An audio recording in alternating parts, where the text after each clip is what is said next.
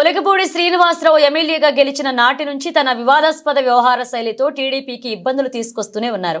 ఈ ఏడాది జులైలో ఏకొండూరు మండలం కంబంపాడులో వైసీపీ నాయకుడు పంచాయతీ స్థలం ఆక్రమించి భవనం నిర్మిస్తున్నాడంటూ ఆ భవనం వద్దకు వెళ్లి దాన్ని పడగొట్టాల్సిందేనంటూ ఆందోళన దిగారు.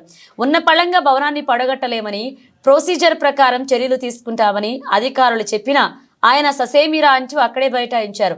ఈ ఘటన రాష్ట్ర వ్యాప్తంగా సంచలనం కావడంతో టీడీపీ అధినేత చంద్రబాబు శ్రీనివాస్ను పిలిపించుకుని మందలించారు.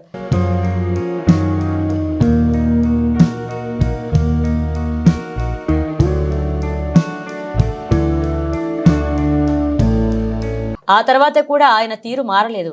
పేకాట శిబిరాలు నిర్వహిస్తున్నారంటూ సొంత పార్టీ ప్రజాప్రతినిధిని అందరి ముందు దూషించటమే కాకుండా గుడ్డలీడు తీసి తంతా అని బెదిరించడంతో ఆ ప్రజాప్రతినిధి సతీమణి మనస్తాపంతో ఆత్మహత్యాయత్నం చేశారు. ఇక ఈ వివాదం కూడా రాష్ట్ర స్థాయిలో సంచలనం రేకెత్తించింది.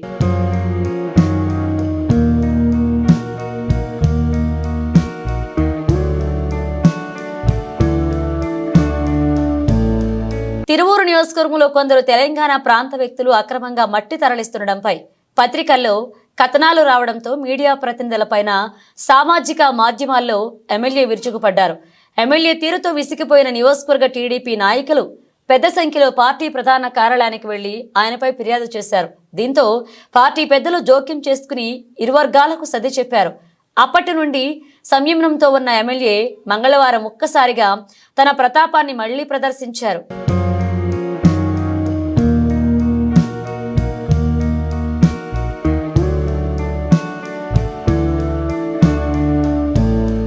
మద్యం షాపుల వద్దకు వెళ్లి బెల్ట్ షాపులు నిర్వహిస్తున్నారంటూ దగ్గరుండి షాపు నిర్వాహకులతోనే ఆయా షాపులకు తాళాలు వేయించారు. ఎవరైనా షాపు తీసేస్తే ఊరుకునే ప్రశ్నే లేదు అని హుకం జారీ చేశారు. పట్టణంలో ఉన్న షాపుల్ని పట్టణ శివారులో ఏర్పాటు చేసుకోవాలని, బెల్ట్ షాపులు 24 గంటల్లో తొలగించాలని, లేదంటే తానే ప్రత్యక్షంగా రంగంలోకి దిగుతాననడం షాపు వాళ్లను బెదిరించి దారిలోనికి తెచ్చుకునేందుకే అని టీడీపీ నాయకులే వ్యాఖ్యానిస్తున్నారు.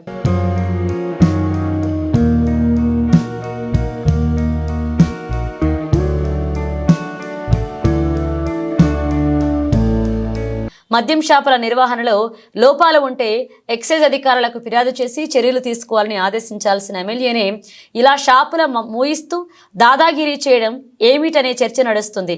లక్షలాది రూపాయల పెట్టుబడి పెట్టి ప్రభుత్వం నుంచి షాపులు పాడుకుని అప్పులు చేసి చాలా మంది వ్యాపారంలోకి దిగామని, తమను ఎమ్మెల్యే స్వప్రయోజనాల కోసం ఇలా వేధించడం సరికాదు అని ఓ మద్యం దుకాణ యాజమాని ఆవేదన వ్యక్తం చేశారు.